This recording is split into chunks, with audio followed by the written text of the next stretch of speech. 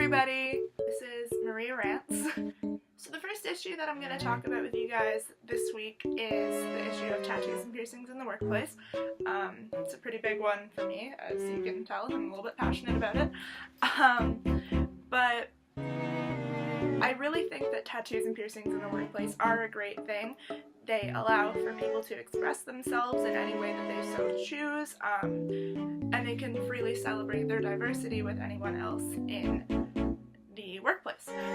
And so I have 3 points that I'm going to mainly talk about in this video. The first being the issue of workplace discrimination, the second being the fact that different people tend to attract a different audience, and the third being that today's generation is vastly different than that of 30, 40, 50 years ago. So I have the definition here of workplace discrimination, and it says, employee discrimination is the unfair treatment of employees based on prejudices. So really, that can tie into tattoos and piercings being a discrimination factor. Now, with tattoos and piercings, it can get a little bit iffy just because there's not any actual laws saying that you can't hire a person because of their tattoos and piercings. Because they are optional, you're not born with tattoos or piercings, but really they're part of who you are, so I feel like it falls into the same category. A lot of the times, people who are tattooed or pierced, they can be just as qualified as anybody else, but they will get shut down at interviews because of the way that they look. And I know this personally because I have had this experience before. The place that I was applying to when I was in grade 12, at the time I had lip rings and I have my spacers like I have now. They basically told me, we don't advocate for alternative appearances. Anyways, so you really don't get to prove yourself in that situation, and I feel like that's very unfair, because businesses aren't supposed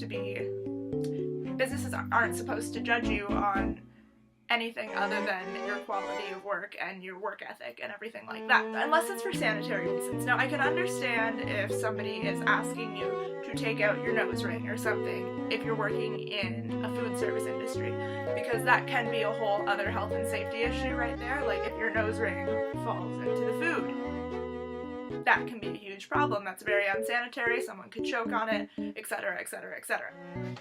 But really, other than that, tattoos and piercings have no correlation to the fact of another person's work quality. So I have a little case that I looked at. I believe it was at the Ottawa Hospital.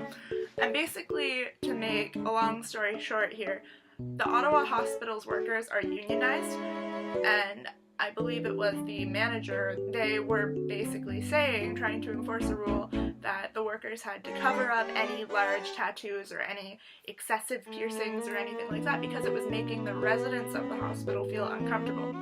Now, the workers of this hospital, like I said, were unionized, so they felt that they could take this issue to their union because they didn't like being enforced of this, especially when the manager person had already known that they had these tattoos and piercings and was suddenly trying to enforce it on them. The arbitrator in that case actually ruled on the side of the union, saying that they didn't have to cover up these tattoos because it has no correlation of their tattoos and piercings have no correlation at all between their work ethic and the tattoos and piercings.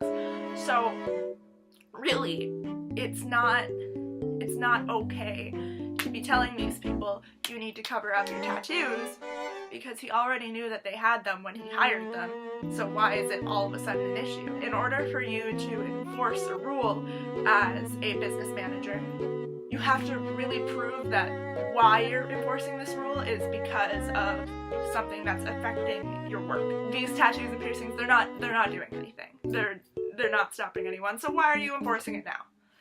That's not fair.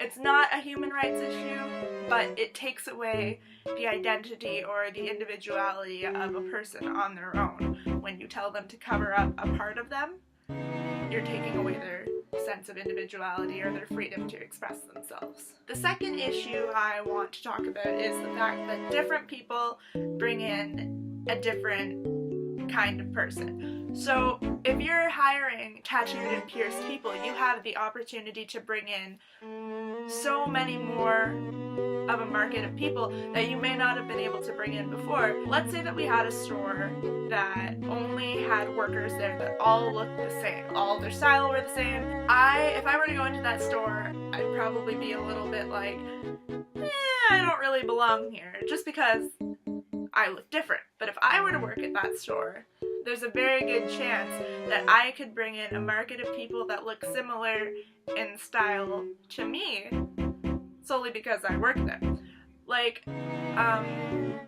if you were to go into a store where there were people that didn't look like they had the same kind of interests or sense of style as you, and then there were people that looked like they did, you're more likely to go to the people that look like they do, just because you would feel more comfortable around people that look the same as you. I was looking at a study when I was preparing for my video for this, and it was showing that people are more comfortable around people that they are similar with, and it makes sense. I mean, if you're going to be more comfortable around somebody who likes the same things as you because you have things to talk about. So like I said, I really think that bringing in tattooed and pierced people into their workplaces, businesses could attract a whole bunch more customers than they couldn't have had before, and you're bringing in more money that way. So why wouldn't you? The last topic I want to touch on is today's generation. What I want to say is that today's generation is a lot different than it was a couple decades ago. Today's generation is a lot more individualistic than it used to be. More people have tattoos now than they used to. It's a whole different view on them now. Tattoos used to be something that people would get in prison, or tattoos used to be something that would be how many people you've killed. And I know that still kind of is a thing, but I mean, that's not the sole reason for tattoos anymore. You're not just having a tattoo because you've gone to prison and you've got it there. No, it's more viewed as an art form now than it used to be before. It becomes harder to pick people who don't have tattoos to work for your business anyway, because a lot of people do. Now, that's not saying everybody. I know not everybody likes tattoos. It's going to become a lot harder too. So like I said, the viewpoint on tattoos have changed over time. Meanings have changed. They don't strictly come from prison. They're not because of rebellion. They're considered more of a body art form. And they can also be personal factors. Like, for example, this one that I have right here is my nanny's birthday. My nanny was really important to me, and so I wanted to have a piece of her that's always with me. A lot of tattoos for people are like this. It means something very special to them. So really, when you're telling a person that they can't work for your company because they have tattoos, it's kind of a crappy thing to do, because these tattoos have meaning to people. These tattoos are how they express themselves. And basically, when you tell them that, you're just shutting them down. It's not fair. The generation is different, and the times, they are a-changin'. So I feel that these topics, they all relate to the general topic of CSR, because it's a company's responsibility to hire ethically and without bias, and they can't claim to be doing that if they're telling people that they can't work for them because of the way that they look. So that's my video for the day, guys. I hope you enjoyed me ranting about something that I'm very passionate about. I think that this issue is a really important one. It's something that is very relevant to today's day and age, and I hope that you would be interested in checking out my blog and maybe subscribing, maybe watching the other videos that I'll be posting every week on Friday. The link to my blog I will put down below in the comments or description, you know what I mean. I'm a new YouTuber, I don't know. But yeah, so I hope that you've liked this video. I hope I can convince you to stick around. Thank you for listening to me.